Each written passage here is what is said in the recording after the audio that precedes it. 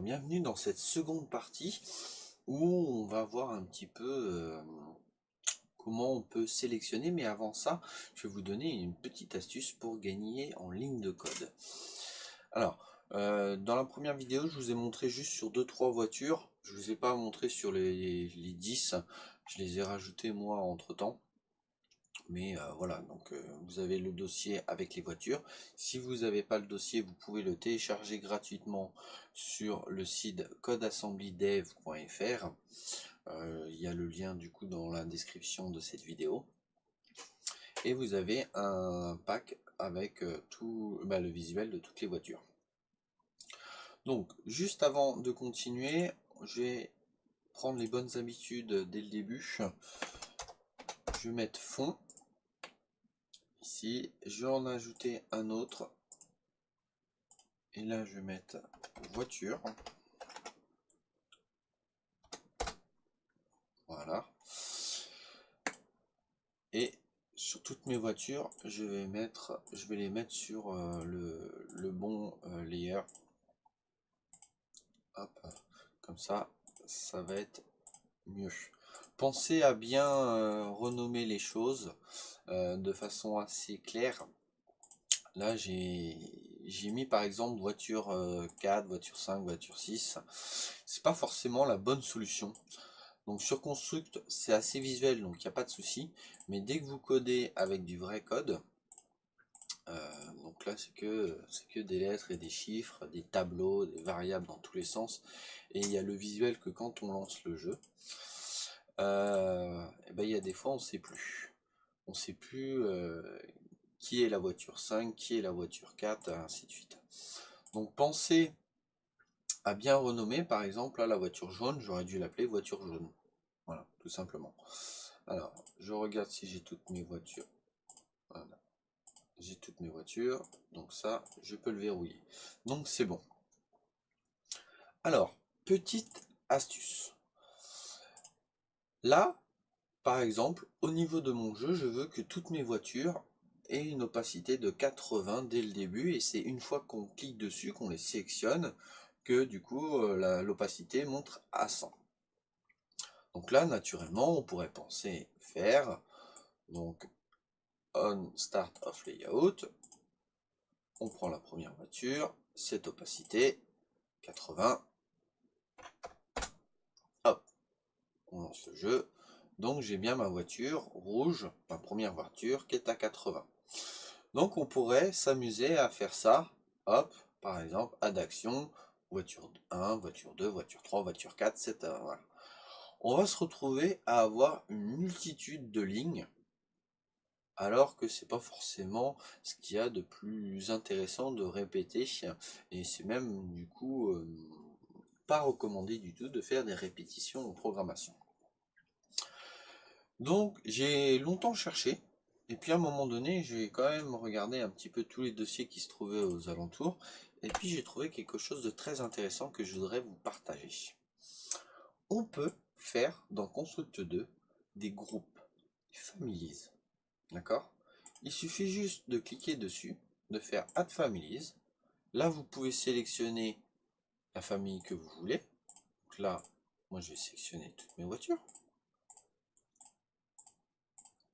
Et vous allez voir qu'on va gagner un temps fou. Hop, on met là, on clique sur OK, on va lui donner un nom, voiture avec un S, ça peut être pas mal. Donc là, on a notre famille, donc notre groupe voiture avec toutes nos voitures dedans. OK, très bien.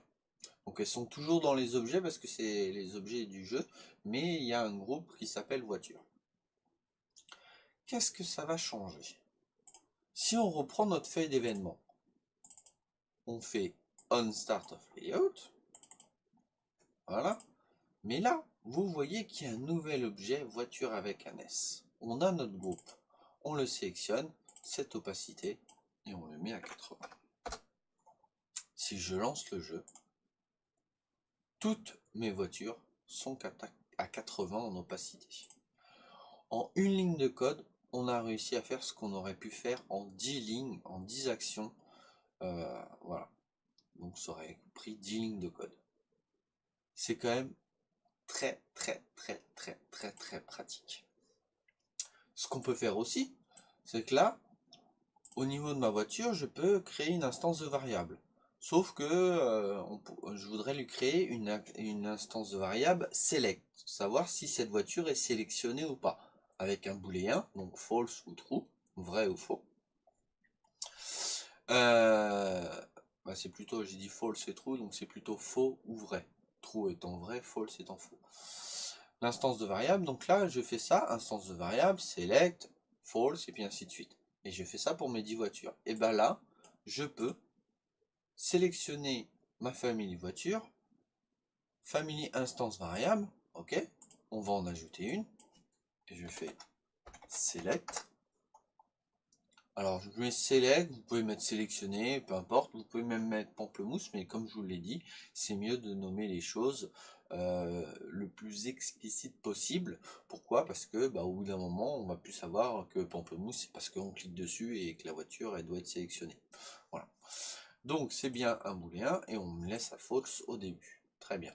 L'avantage de ça, si je prends mes voitures, elles ont toutes l'instance de variable déjà mis. Et ça, c'est très pratique. Donc voilà, c'était un petit peu l'astuce du jour.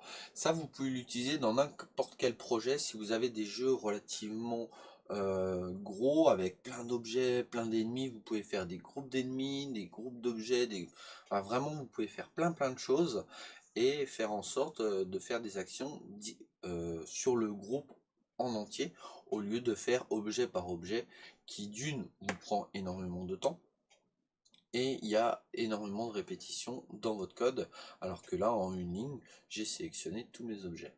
Et là, en une déclaration de variable, d'instance de variable, d'accord, j'ai mis sur mes 10 voitures cette instance de variable, la variable locale. Donc voilà, donc ça c'était la petite astuce que je voulais vous montrer, parce que vraiment ça va vous changer la vie si vous avez des projets de jeu avec plein de pièces, plein de voitures, plein de, je sais pas moi, plein de choses, et que vous voulez faire une action bien précise mais sur l'ensemble des choses. Ça, Families, ça va vous faciliter la vie. Donc je vous donne rendez-vous dans la prochaine vidéo où justement on va voir comment on peut faire en sorte de sélectionner une voiture et comment on peut s'amuser à déplacer avec des règles un peu précises. Voilà, je vous dis à bientôt sur une prochaine vidéo. Ciao ciao.